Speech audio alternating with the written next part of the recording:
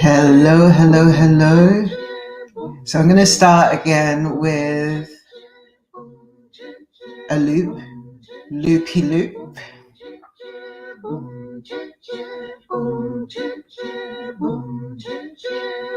Endless pleasure and fun from this loop station, and also endless bits to share. So some things are going to be coming through soon.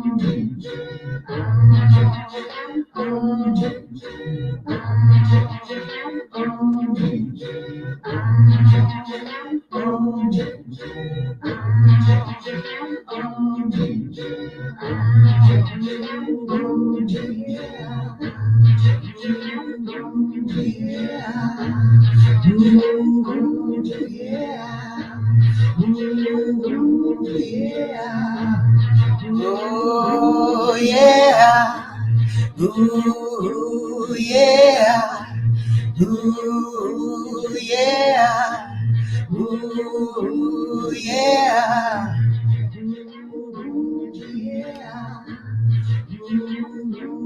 Hello, hello, hello. I don't know who you are, so give Facebook permission to show your name. But thank you for being here. Ooh yeah, ooh yeah.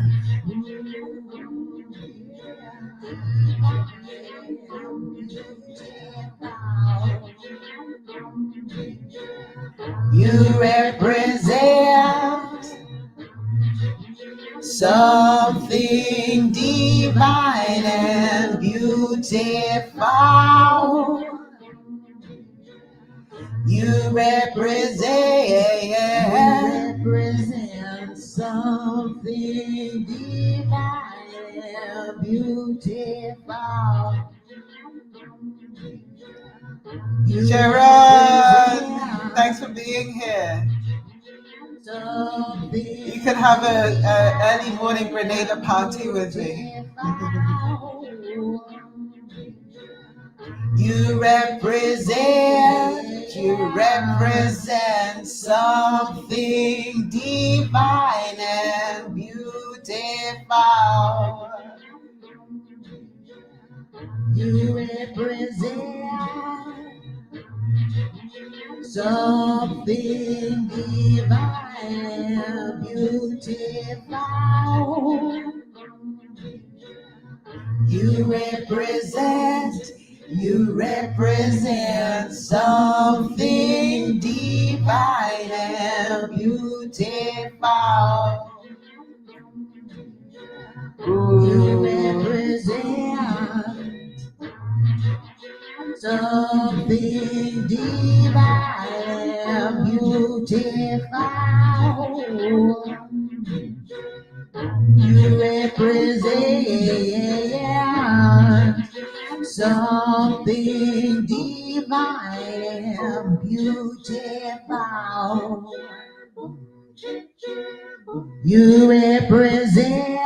You represent something divine and beautiful. Ooh, yeah. You represent something divine and beautiful. Whoa, yes, it doesn't take much for me to actually amuse myself. Thank you so much for being here. Thank you for being here, Sharon. Good to see you. So today is day 2 of 365 days. I was invited, and sometimes when I say I was invited, I was speaking to someone and they said you should really do a year worth of lives on social media.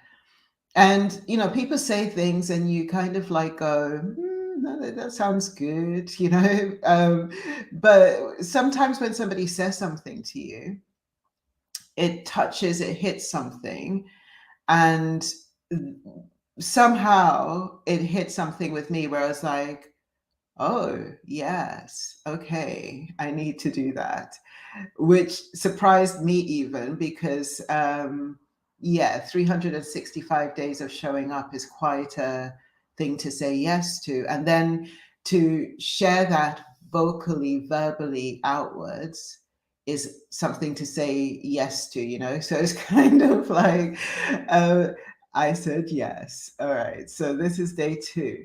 And day 2, I'm just basically going to speak into some of the things that we plug into in Soul Coded. So my name is Tash Mitch. I am the business energy alchemist, but I'm also someone who's deeply spiritual, someone who is deeply involved in healing, in transformation, in evolution, and in quantum plugins, basically. So it's bringing people into alignment with their soul vision, their sense of why they're here and what they're here to do, what they're here to bring forward, what they're here to manifest in the time that they're here, basically. So I get really excited about when people actually are able to find the thing that they're saying yes to in this moment and then plug into that, because when you plug into that, it leads you to the next moment and the next moment. There's something to be said here about missions because I speak a lot about soul missions, and basically I speak of it's kind of like being an agent of divinity, something like that, right? But for me, there isn't just one mission that you have in your entire life. Some people do. So, you find maybe somebody was like a musician at the age of 3 and they just spend their entire life making music. That's a possibility.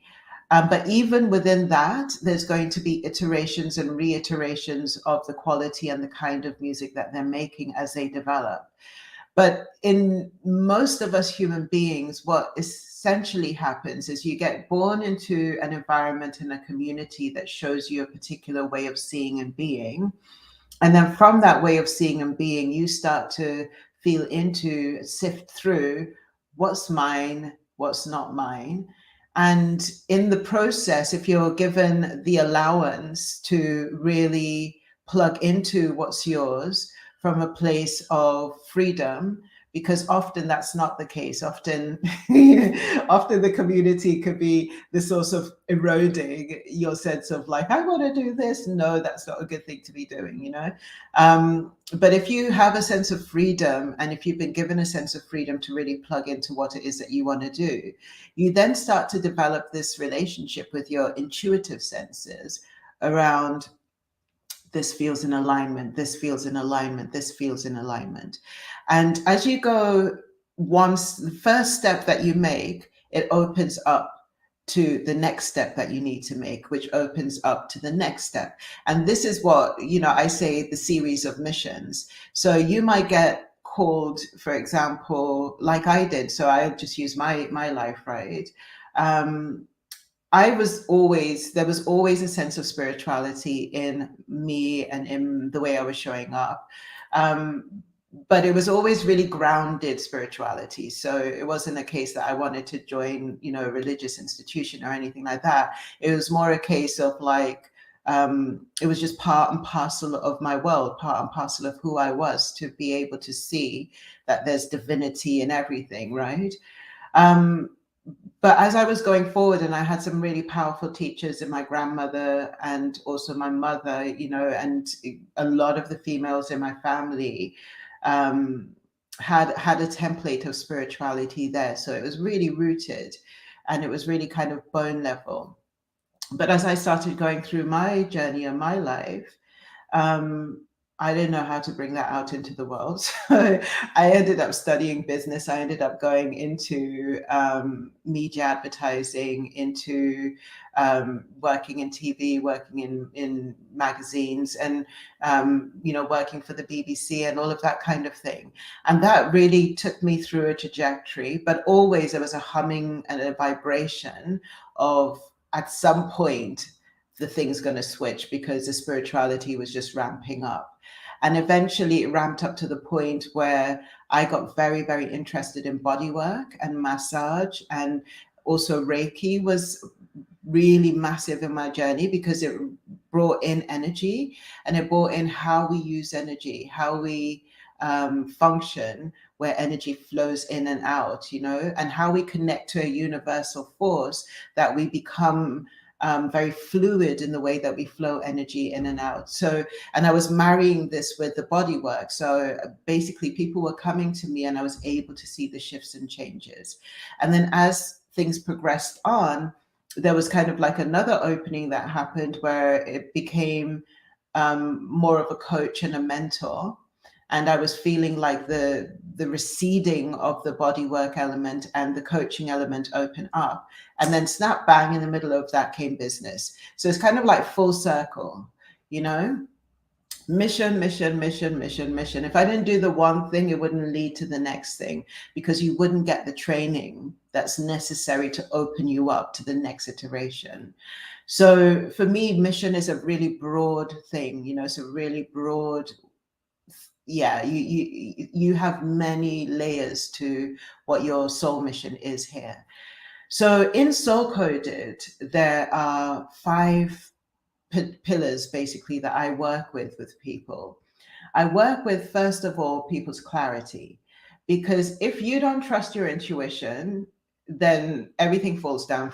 Everything falls down from there, because what happens, and you see it all the time, and I've done it every now and again, what happens is you go from pillar and post, asking people what they think about what it is that you're supposed to do, because you can't trust the voice that comes through yourself.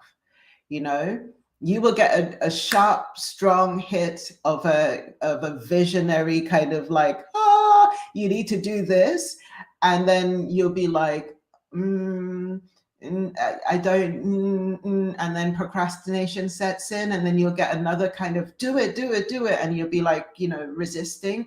And eventually you're going to ask that person, and you're going to ask this person, and they'll give you ideas from their perspective and point of view. But ultimately, it will always come back to you taking that home and owning it as yours to make the step, Otherwise, what will happen is that you will then try to superimpose the way that they do their thing onto your thing. And it becomes like, I don't know, patchwork dolls scenario, where you're trying to be something that you're not. So clarity is so important, and plugging into your intuition is so important. The next pillar is presence. How do you show up? There is nothing worse than going to see something. Like I've done this so many times, and this is not a judgment thing, it's just my own personal thing. Like if you go and see, like somebody invites you, or you pay to go and see a workshop, or to be in a workshop, or to be in a group of people, and then the person that facilitates the thing shows up and they go, oh my God, I couldn't believe it was morning this morning. I just didn't want to get out of bed. I feel so crap. And they start the thing off like that. For me personally speaking, all I want to do is walk out the room, because I'm like, hang on a second. I actually prepared my energy to come and be fully present in this space with you. It's just a small expectation that you would prepare your energy to be fully present in this space with me, and I feel like it's good manners, right? But that's just me. So like basically we work with presence. How do you show up? Because not every day is Sunday. There are days you show up and either the alarm goes off, or your body work, your body clock wakes you up, and you're like, oh my God, I can't believe it's morning already.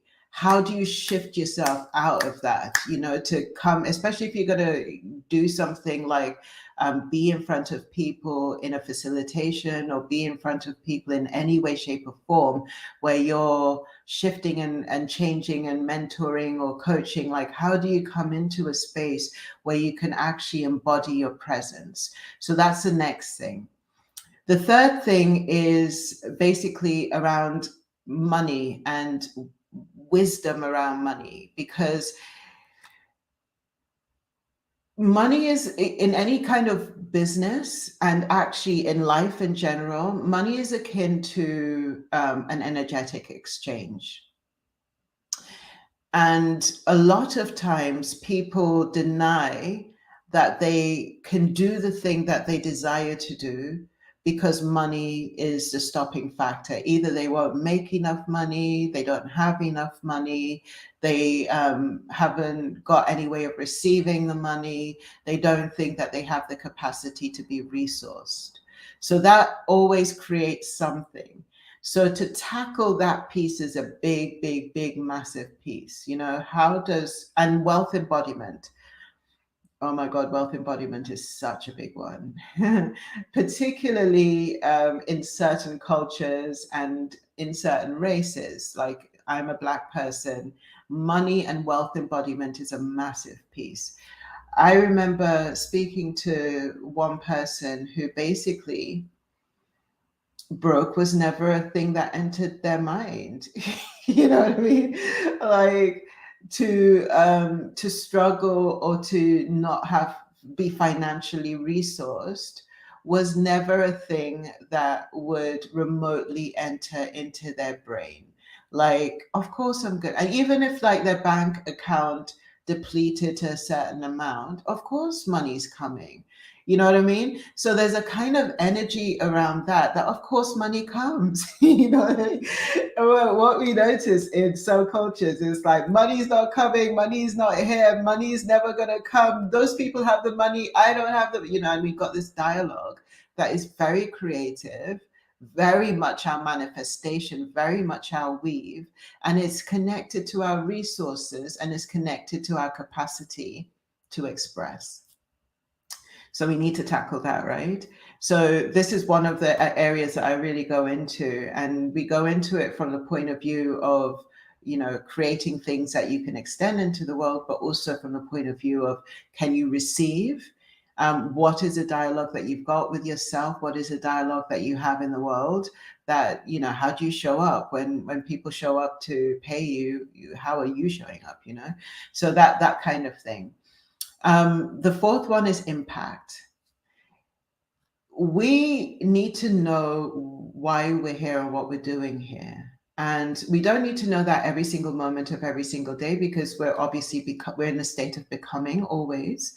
But there is a sense of, if you're showing up, say, like as a mentor, as a coach, as a healer, as a catalyst, the understanding of the ways that you're helping people to transform, the shifts that you're helping people to make, to have real clarity about how you are making a difference in somebody else's life.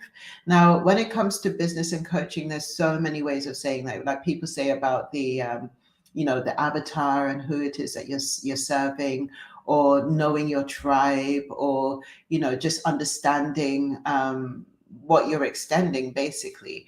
For me, personally speaking, on the journey of being, say, like a spiritual journey, or a journey where it's about mentoring, personal development, coaching, teaching, any kind of thing like that, there are times when especially when it's energy, the transformation could be so subtle.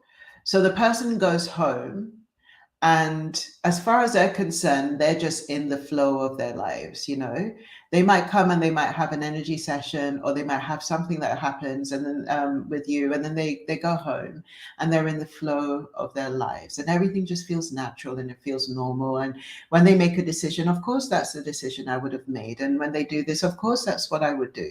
You know, so it doesn't always relate back to the energy work. Yet for all, a week later, you see that person and they're in an entirely different place.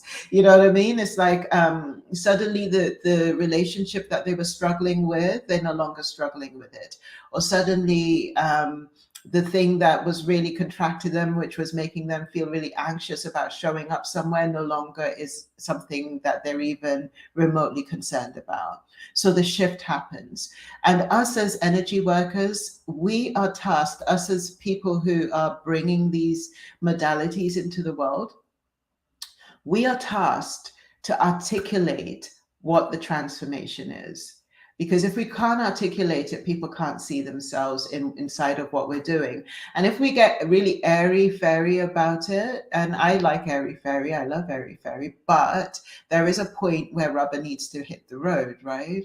So if you're saying to someone, oh, come to me and you'll feel flow and you'll feel light, like there isn't a way for that person to relate back to what is actually shifting physically and manifesting physically in their life and in their world. So we need to be able to really speak into that. So with Soul Coded, we really go into what's your transformation? What is the impact? What are you extending this out into the world to change for someone, or elevate for someone, or transform for someone? And then the fifth one is soul codes. Soul codes for me is absolutely and utterly massive, in the sense of we need to be able to understand that we have a quantum field that we're working with. Now, when I see this quantum field, there's layers to everything in this plane of existence, right? So there's layers. There's a layer, the soul layer is your particular field of experience, field of manifestation, field of expression, let's say.